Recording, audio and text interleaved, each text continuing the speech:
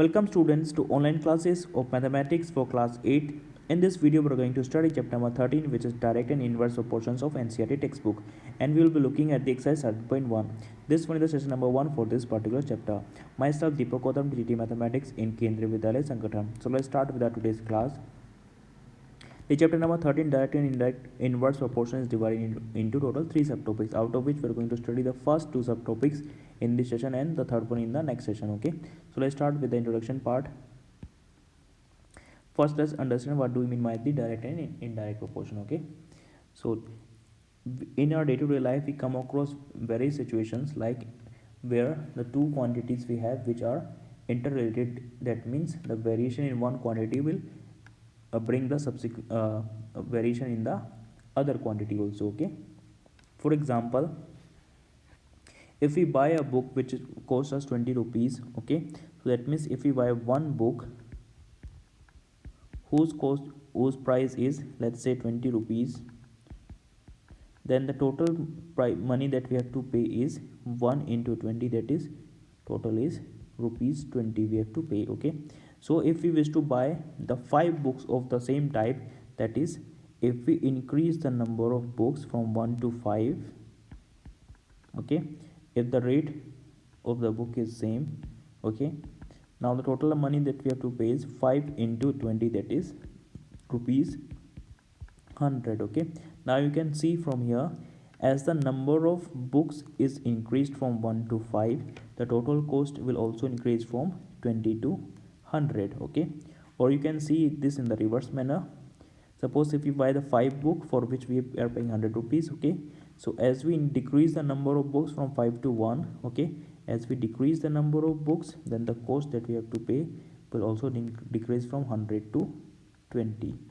Okay, that means if we consider this as book as quantity X and this cost as quantity Y, okay, so if there is increase in quantity X, there is also increase in quantity Y. Okay, if there is decrease in quantity X, then there is also decrease in quantity Y. Okay, let's see one more example. Suppose if our vehicle can travel 10 kilometers in 1 liter petrol.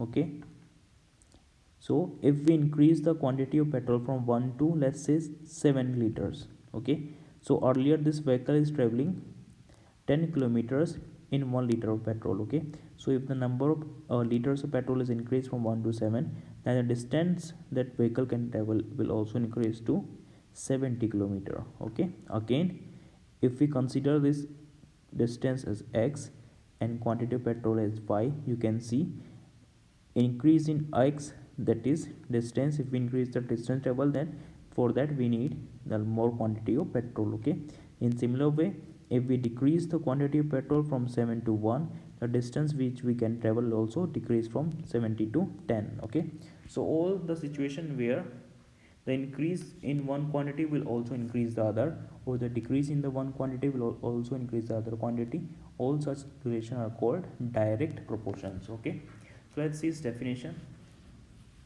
Direct proportion is two quantities. Okay, so we have two quantities, one is represented by X and another is represented by Y. Okay, so two quantities X and Y are said to be in direct proportion if they increase or decrease together. Okay, this is the main line of this definition. So two quantities X and Y are said to be in direct proportion if they increase or decrease, together. Okay, that means if X is increasing, Y will also increase, if X is decreasing, Y will also decrease. Okay, such that, and they will increase or decrease in such a manner that the ratio of the corresponding value remain constant. Okay, this is very important point, such that the ratio of the corresponding value remain constant. That means if we divide this X by Y, you will get a number. Okay, for that in situation, that number will always remain same, that is unchanged. For example, that is if you divide X by Y, you will get a number K. Okay, and this K is called constant of proportionality. Okay, so whatever the value of X, if you divide with the value of Y, you will always get a fixed number.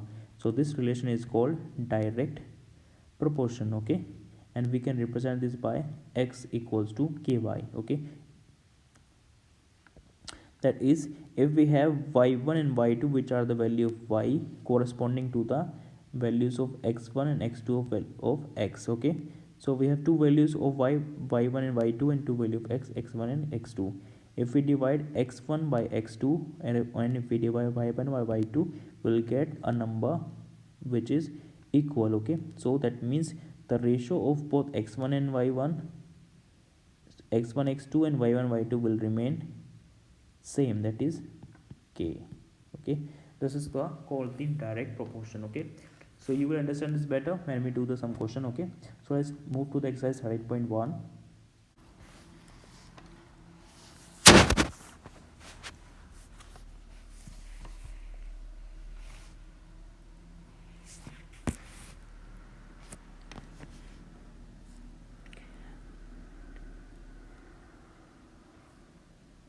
The question number 1 of exercise 13.1 is, the following are the car parking charges near a railway station. Up to 4 hours we have to pay 60 rupees, for 8 hours we have to pay 100 rupees, and for 12 hours we have to pay 140 rupees, and for 24 hours we have to pay 180 rupees. Okay, see, these are the car parking charge near a railway station.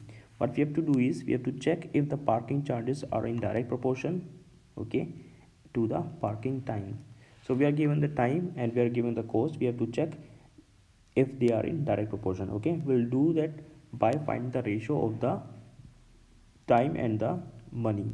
If the ratio in each case is same, then this will be in direct proportion, otherwise not. Okay, let's start the answer number 1. Okay, so what we are going to do is, we'll find the ratio of the two quantity which is given to us. Okay, we'll find the ratio of cost divided by time. Okay, so let's start. What we are going to do is, we'll find the ratio of charges, that is parking charges, divided by number of hours. Okay, so let's see the first case. First we have, in first case the car parking charge is 60 rupees, and this is for 4 hours. Okay, when we divide this, we'll get the result as 15. Okay, so after dividing this, we're getting the ratio as 15 by 1, or we can say 15 is to 1. Okay, this is for first case. Okay, let's see in the second one. Ratio will be, we have to pay 100 rupees for 4 hours. Okay, sorry, not for it, we have to pay 100 rupees for 8 hours. Okay, so when we divide this, we can divide the 2 by 4, so we'll get 25 by 2. Okay, if we divide this further, we'll get 12.5. okay, so the ratio is different to the first one. Okay, let's see for the other one. Next is, we are paying 140 rupees for 12 hours, that is 140 divided by 12. Okay, when we divide these by 4, we'll get 35 divided by 3. Okay, again the ratio that we are getting is different than the other two. Okay, let's see in the fourth case also. Ratio will be, we are paying 180 rupees for 24 hours. Okay, and when we divide these 2 by 12, we get 15 here and 2. Okay, now you can see in each case we are getting a different ratio. First we are getting 15 by 1, then we are getting 25 by 2, then 35 by 3, and 15 by 2. Okay, as the ratio in each case is different, so we can say that this information is not in direct proportion. Okay, so we'll write here, the charges per hour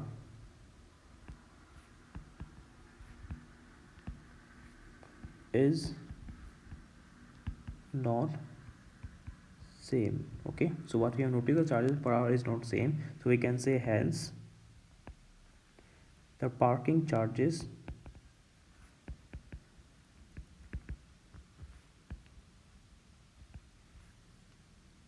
are not in direct proportion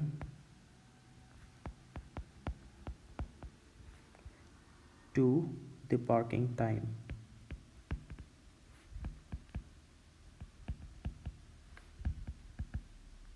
And this is what we were asked to check. Okay, we have to check if they are in direct proportion. By finding the ratio, we find out that as the ratios are different, so they are not in direct proportion. Okay, let's move to the question number 2 now.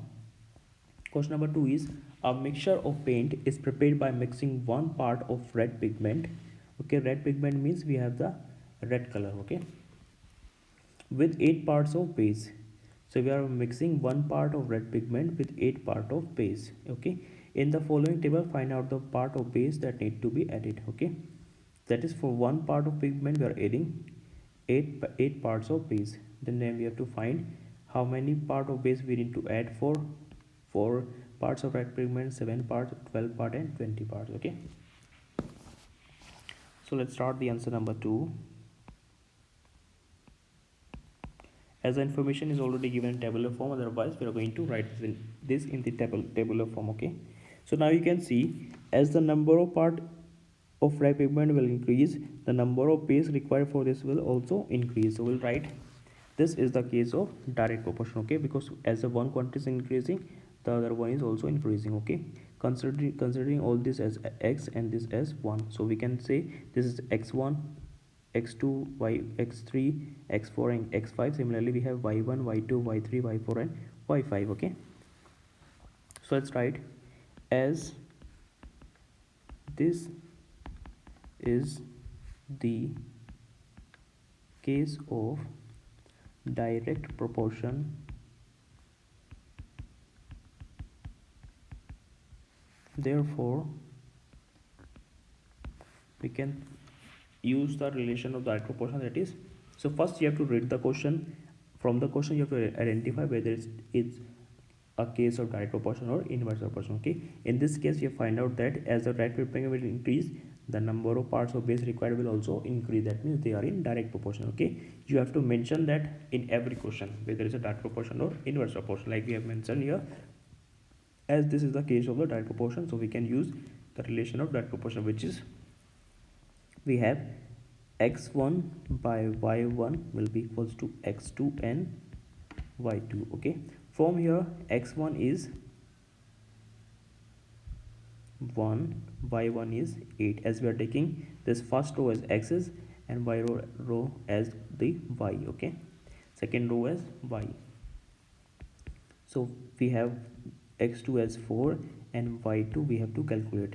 This will gives us, after doing cross multiplication, y2 will be this 4 into 8 equals to 32. Okay,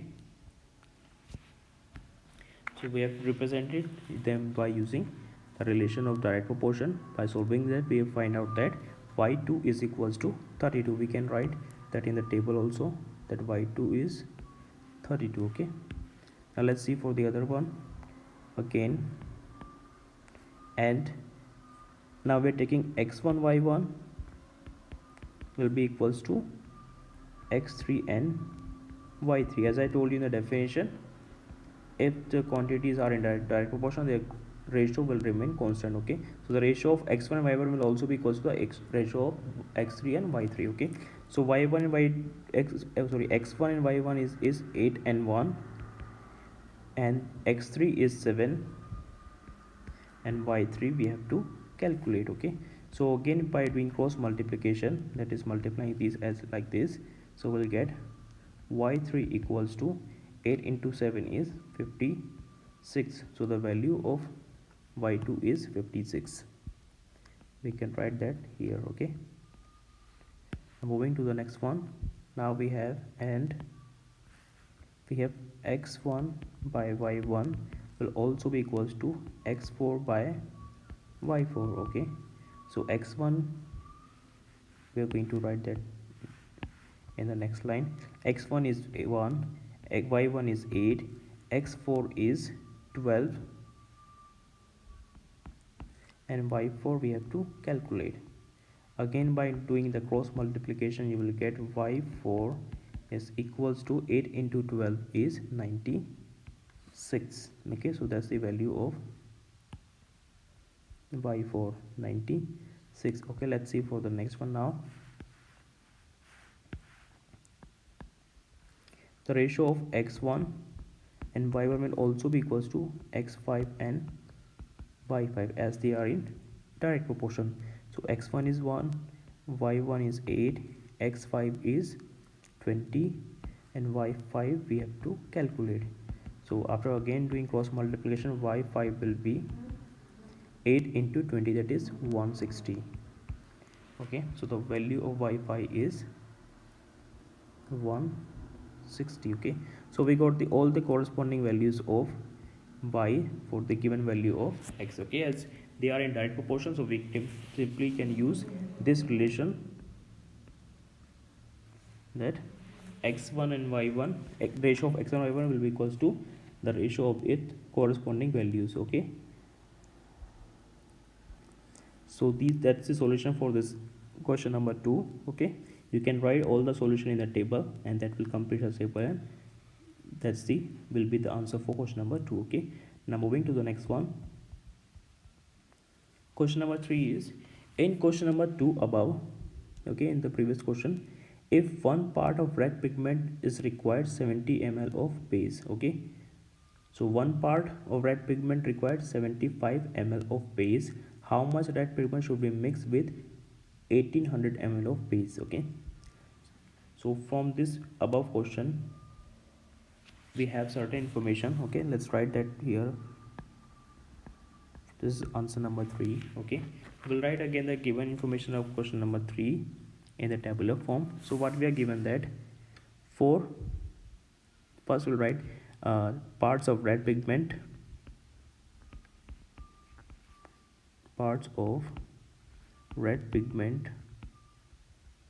in the first row, and parts of base. Now this will be given in ml.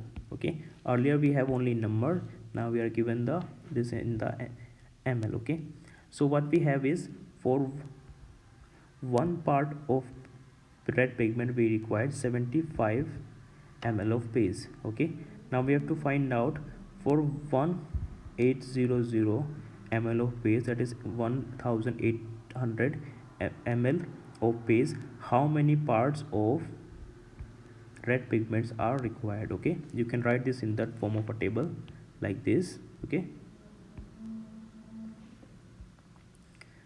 so as you can see, as the parts of base will increase, the red pigment required for that will also increase. That means this is the case of direct proportion. Okay, so we'll write as this is the case of direct proportion, therefore, okay, once you find out that this given case is the case of direct proportion, so we'll use the relation of direct proportion, that is x1 by y1 is equals to x2 by y2. Okay, so that means we have x1 divided by y1 will be equals to x2 divided by y2. Okay, in this case x1 is 1, y1 is 75 equals to x2 we have to calculate, and y2 is given, which is 1800. Okay, now we are going to do the cross multiplication. Okay, keeping this x2 here.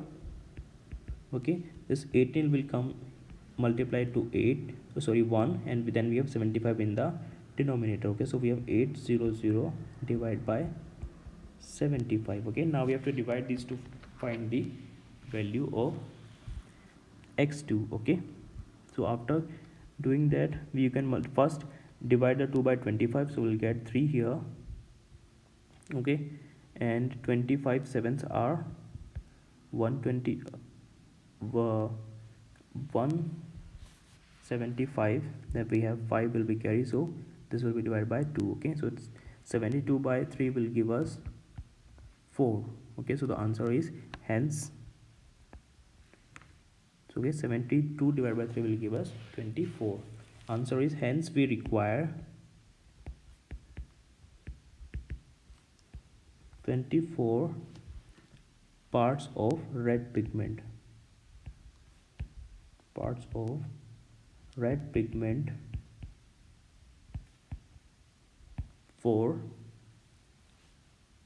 1800 ml of paste. Okay, so that's the answer of the question number 3. Now moving to the next one, we have the question number 4 is a machine in a soft drink factory fills 840 bottles in 6 hours. Okay, so in 6 hours that machine can fill 840 bottles. Okay, so you are asked how many bottles will it fill in 5 hours. Okay, so in 6 hours it fills 840 bottles. We have to find how many it will fill in 5 hours. Okay, now you can see as the number of hours, that is time, increase, the number of bottle that it will fill will also increase. Okay, in similar manner, if the number of hours is decreasing, that means the number of bottle it can fill will also decrease. Okay, that this means this is the case of direct proportion. Okay, so we'll write the answer number 4. Okay, first we are going to represent this information in that form of a table. So okay, that will be convenient for us to solve the it to find its answer. Okay, so we'll write first in first row number of bottles, and then we have time taken. Time is in hours. Okay, so it fills 840 bottles in 6 hours. Okay, we have to find how many bottles it will fill in 5 hours. Okay, so let's write this in the form of a table.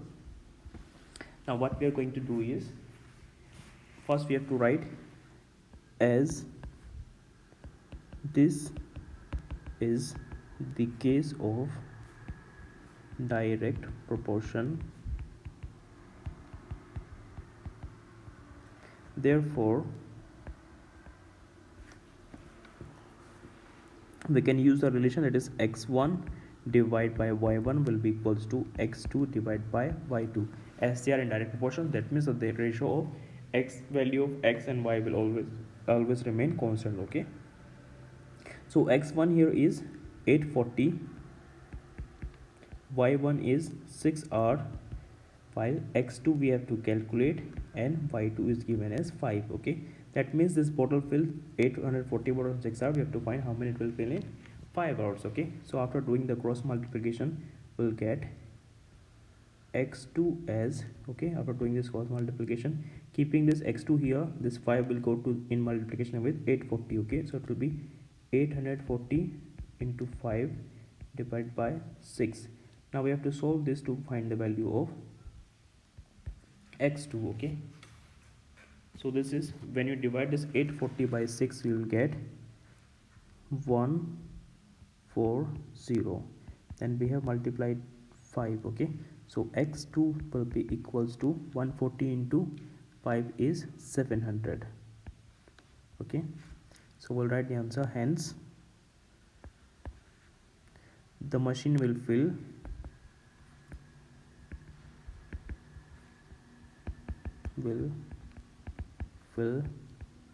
700 bottles in 5 hours.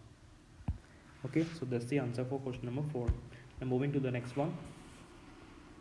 Question number 5 is a photograph of a bacteria enlarged 50,000 times. So this is a given image of bacteria. So this photograph is enlarged 50,000 times and it attains a length of 5 centimeter. Okay, so as we know, the bacteria are usually very small in size. Okay, we can't see them with naked eye, so we use certain type of microscope to view them. Okay, so a photograph of this bacteria is enlarged 50,000 times, so it attains a size of 5 centimeter as shown in the diagram.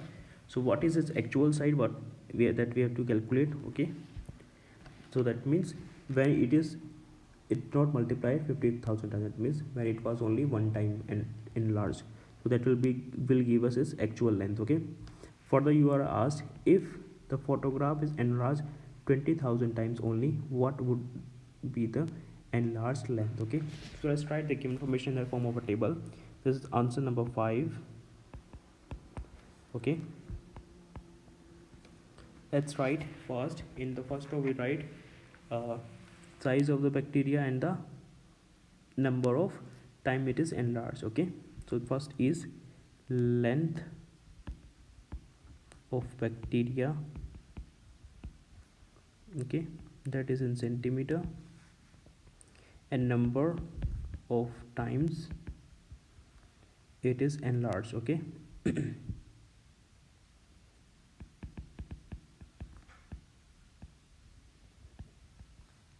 so we have three conditions here.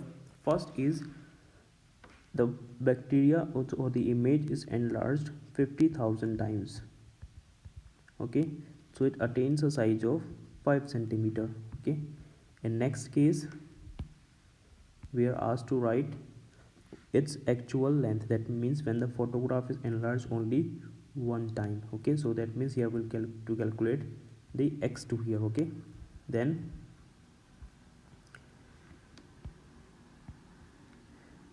is what if the image is enlarged 20,000 times. Okay, so we are given now if the image is enlarged 20,000 times, so how much size it will attain. Okay, so we are given x1 and y1, we have to calculate x2 and x3, while y2 and y3 are also given. Okay, so now again you can see as a number of time image is enlarged, the size that it will attain will also increase. That means this is a case of direct proportion. Okay, so we'll write as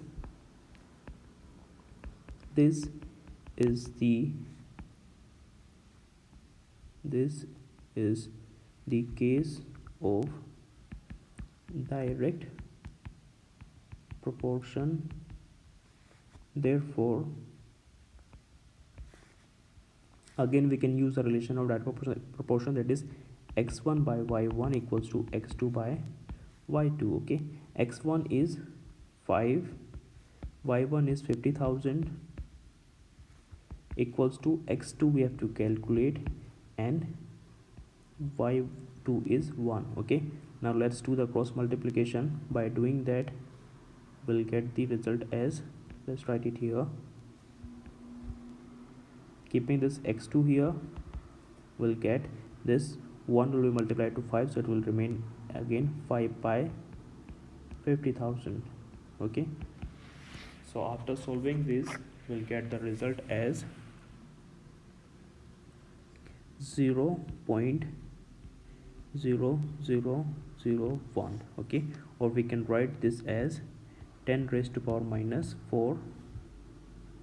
okay, after shifting the decimal to the 4 places, so it will be 10 raised to power minus 4 centimeter. So that's the size of the bacteria. You can write 0.000 centimeter or 10 raised to power minus 4 centimeter. Okay, now this is the actual size of the bacteria. Okay, now we have to calculate how much length it will attain when it's enlarged 20,000 times. Okay, or we can write and x1 by y1 will also increase to x3 by y3. Okay, again x1 is given as 5 and 50,000. x1 is 5, y1 is 50,000, and now the image is enlarged 20,000 times, and we have to find the value of x3. Okay, so after again doing the cross multiplication we'll get x3 equals to 5 multiplied to 20,000 divided by 50,000. okay, after solving this, these 4 0 will be cancelled by the 4 zeros, 5 will be cancelled by the 5, so we'll get the result as 2 centimeter. Okay, when the image is enlarged 20,000 times, it will attain a length of 20 centimeter. So we'll write hence the actual length of bacteria is 0.0001 centimeter or 10 raised to power minus 4 centimeter, and it will attain a length of 2 centimeter when enlarged 20,000 times. Okay, so that's the answer of question number 5. Now moving to the next one, we have question number 6. It says in a model of a ship the mast is 9 centimeter high. Okay, so we have a model of ship in which mast is these poles which are placed in this shape to tie the cloth. Okay, and that will be guided by the wind power. Okay, so this mast is 9 centimeter high in case of a model, while the mast in the actual ship is 12 meter high. So in actual the length of the mast is 12 meter, but in the model it is 9 centimeter. Okay, so if the length of the ship is 28 meter, how long the model ship will be? Okay, so we are given the length of mast in the model, and we are given the length of mast if actual ship. Okay, and we are given the length of actual ship. We need to find the length of the actual of the ship in the model. Okay, so let's start the answer number 6. Okay, first we're going to write this information in the form of a table. Okay, so first we will represent the length of actual ship and the length of model. Okay, so we have length of model ship,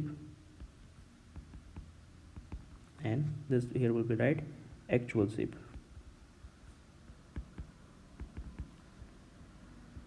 In first case the length of mast is 9 centimeter in the model, but in reality it is 12 meter. Okay, and then we have to find if the length of actual ship is 28 meter, what will be the length of the ship in case of model. Okay, again this is the case of the direct proportion. As the length of the actual ship increase, the length of the model will also increase in the proportional value. Okay, so we'll write as this is the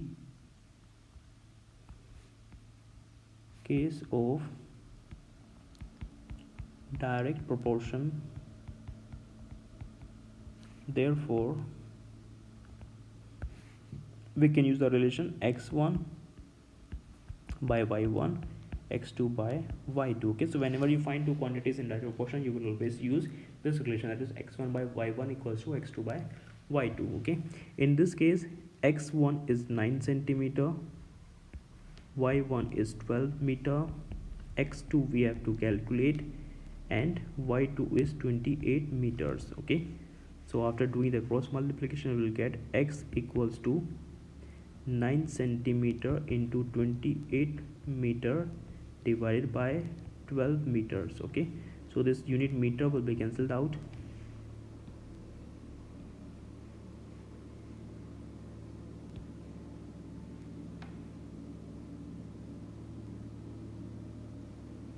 so this units meter and meter will be cancelled out. So what we left with this 9 into 28 by 12. So we can divide this by 4, you'll get 7 here and 3 here. So 9 divided by 3 will also give us 1 here and 3 here. Okay, so this 3 into 7 will give us x equals to 21 centimeter. That means the length of the model ship will be 21 centimeter. Okay, so that's our answer. So we'll write hence the length of model ship is 21 centimeter. Okay, while the actual length of ship is 28 meters. Okay, and the length of the model ship will be 21 centimeters. Okay, so that's the solution for the question number 6. Now moving to the question number 7. It says suppose 2 kg of sugar contain 9 into 10 raised to power 6 crystal. Okay, so you know whenever you buy sugar which is in crystalline form, so there are millions of crystal in that sugar. Okay, so 2 kg of sugar contain 9 into 10 raised to power 6 crystals. Okay, so now you have to find two things: how many sugar crystals are there in 5 kg of sugar and 1.5 kg of sugar. Okay, simply you can say that this relation is in direct proportion. Okay, as the weight of the kg in kgs of the sugar increase, the number of crystal in that sugar will also increase. Okay, or if it decrease, the number of crystal will also decrease. Okay, so we'll write as this will be the case of direct proportion. Okay, so let's try the answer number 7. Okay, so first we are going to write the information in the form of a table. Okay, so we'll write amount of sugar,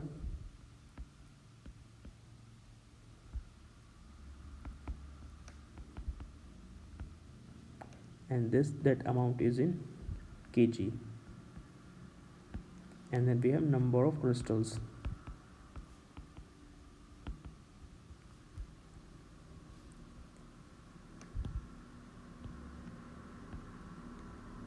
So 2 kg of sugar contains 9 into 10 raised to power 6 crystals. Okay, then we have to find out how much crystal 5 kg sugar will have and how many crystals 1.2 kgs of sugar will have. Okay, so consider this as y2 and as y3. Okay, so we'll write as this is the case of direct proportion, therefore again we can use a relation that is x1 by y1 will be equals to x2 by y2. Okay, x1 here is 2, y1 is 9 into 10 raised to power 6. Okay, then we have x2 is 5 and y2 we have to calculate. Okay, so after doing cross multiplication we'll get it as y2 is equals to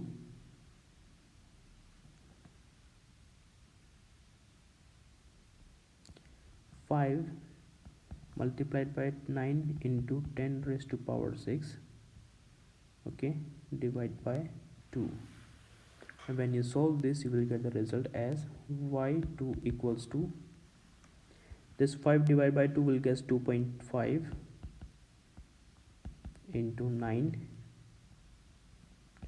into 10 raised to power 6, and 2.5 into 9 will give us 22.5. Okay, so this will become 22.5 into 10 raised to power 6.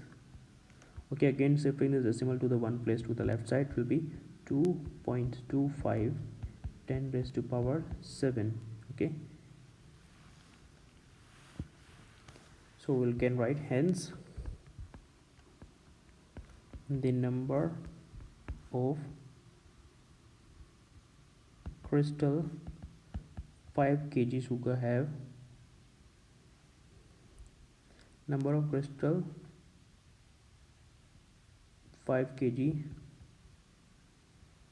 sugar have is 2.25 into 10 raised to power 7. Okay, now in second case we have x1 divided by y1 equals to x3 divided by y3. Okay, now x1 is already we know is x1 y1 are 2 and 10 raised to power 9 into 10 raised to power 6. Okay, equals to x2 is given as 1.5, we have to calculate y3. Okay, this is not x3 not x2. Okay, after doing again the cross multiplication we get y3 equals to 1.5 into 9 into 10 raised to power 6 divided by 2. When you divide this by 2 you will get y3 equals to 0.6 into 9 into 10 raised to power 6, or this will be 5.4 into 10 raised to power 6. Okay, so that's the answer for this one. So write hence the number of crystal in 1.52 kg of sugar is 5.4 into 10 raised to power 6 crystals. Okay, so that's the answer for the question number 7. Now moving to the next one, we have question number 8. It says Rashmi has a road map with a scale of 1 centimeter representing 18 kilometer. Okay, so as we know, in a map we represent very large area in very small space. Okay, so we are representing 18 kilometers by 1 centimeter only. Okay, she drives on a road on a 72 kilometer. Okay, what would be her distance covered in the map? Okay, so again you can see this is the relation of that portion. Okay, as the distance travel is increased, that distance in map will also increase. Okay, so first we'll write this in a tabular form. That is, this is answer number 8. Okay, so what we have here is distance covered on road and distance represented on map. Okay, distance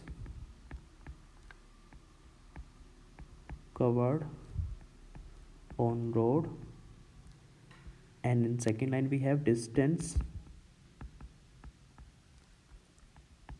represented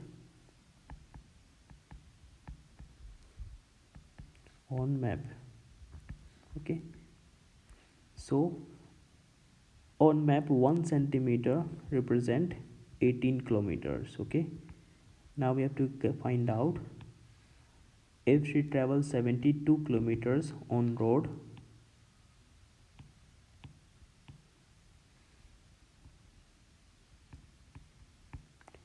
then what will be this value of y2, that is the distance on the map.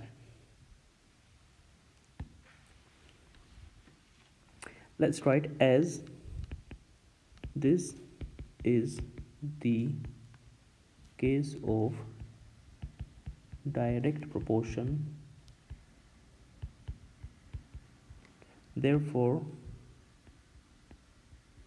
we can use the relation x1 by y1 equals to x2 by y2. Okay, x1 is 18 and y1 is 1. This is 18 kilometer and this is 1 centimeter. Okay, and here we have 72 kilometers divided by y2. Okay, so from here y2 after cross multiplication. Okay, so we'll not write the units here as we know that the ratio don't have any unit. Okay, so y2 from here will be 72 divided by 18. Okay, 72 divided by 18 will give us 4. That means that distance on map will be equals to 4 centimeter. Okay, hence we can write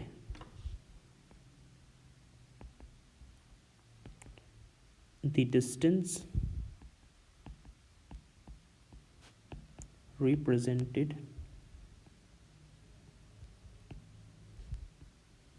on map is 4 centimeter. Okay, so that's the answer for the question number 9. Now moving to the question number 8. Now we are moving to the question number 9. The question number 9 is, as 5 meters and 60 centimeter high vertical pole cast a shadow of 3 meter and 20 centimeter. Okay, we have to find at the same time length of the shadow cast by the another pole of 10 meter 50 centimeter high and the height of a pole which cast shadow of 5 meter long. Okay, so the problem in this question is we are given the information in with two units. Okay, meters and centimeter, meter and centimeter.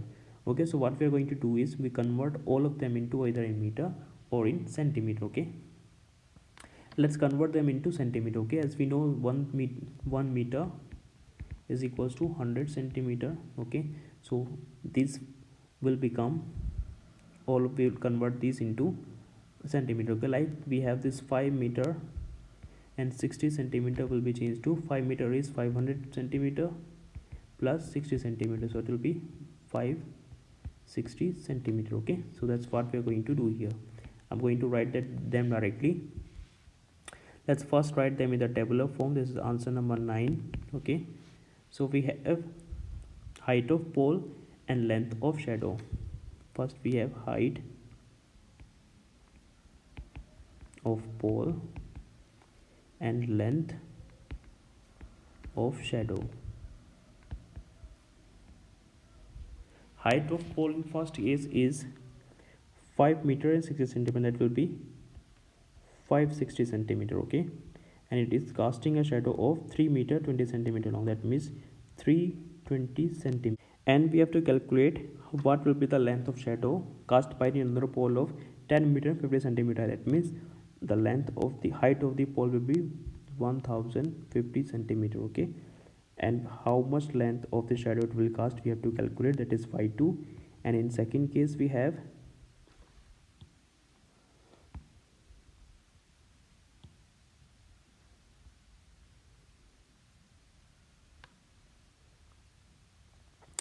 to find the height of pole which casts a shadow of 5 meter long. Okay, so the length of shadow is given, which is 5 meter, that is 500 centimeter. We have to calculate the x3 here, that is the height of the pole. Okay, let's start by mentioning, as this is the case of direct proportion, therefore we can use the relation x1 divided by y1 equals to x2 divided by y2. Okay, so this will give us, here x1 is 560 centimeter divided by 320 equals to x2 is given, which is 1050 divided by y2. Okay, after doing cross multiplication we will get y2 equals to 1050 multiplied by 320 divided by 560. Okay, so now we have to solve this to find the value of y2. Okay, after doing that calculation you will find the value of y2 here is 600. Okay, so we can write, hence the length of the height of the pole is 6 meter. Okay,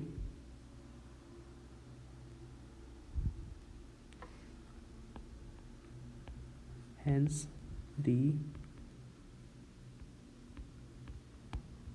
height of pole is 600 centimeter or 6 meter. Okay, this is HEIGHT, height. Now in the second part we have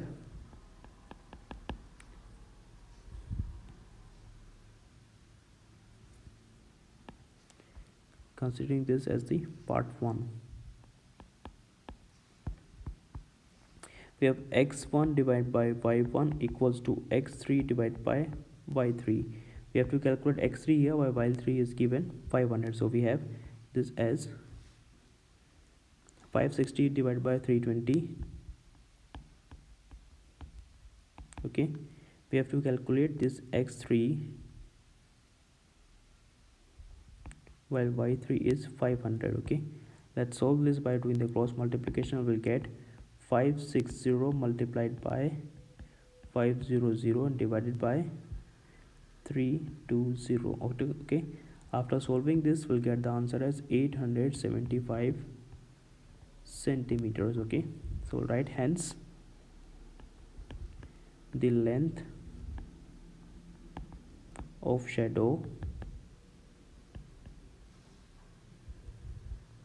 of pole is 875 centimeter. Okay, or you can write, or 8 meter and 75 centimeter. Okay, so that's the solution for the question number 9.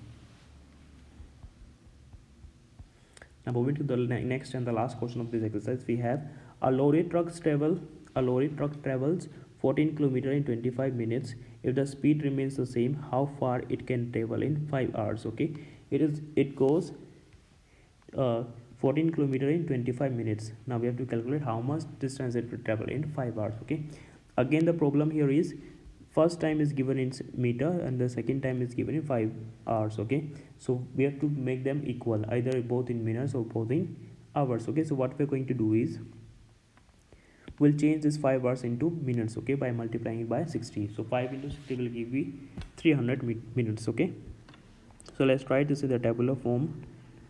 We have the answer number 10. First we'll write distance traveled,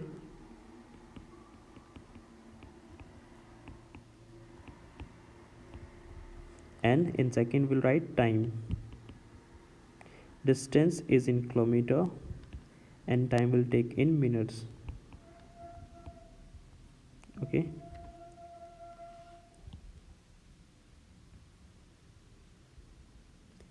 so we have it travels 14 kilometers in 25 minutes. Okay, now we have to calculate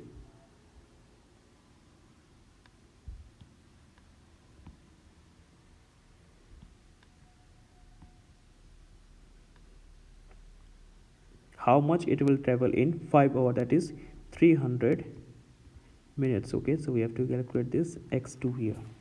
So again, as the number of hours in minutes, or you can say minutes, increase, the distance traveled by the truck will also increase. So this will be the case of direct proportion. Okay, as this is the case of direct proportion. Okay, therefore we can use that x1 by y1 will be equals to x2 by y2. x1 here is 14, y1 is 25, x2 we have to calculate, and y2 is 300. Okay, let's solve this by doing cross multiplication. Then from here x2 will be 14 into 300 divided by 25. Okay, so this 300 divided by 25 will give us 12. Okay, 12 into 14 is, okay, first we have to multiply this, divide this 300 by 25, so we'll get 12, and the 12 into 14 will give us 168. Okay, so that means hence the distance traveled by truck in 5 hours is 168 kilometers. Okay, so that's the answer for the question number 10 of 13.1. With this we have completed all the question of this exercise. Okay, now you have to practice all of them multiple times so that you understand this better. Okay, so that's all for now from my side. Thanks for joining it, everyone. Thank you.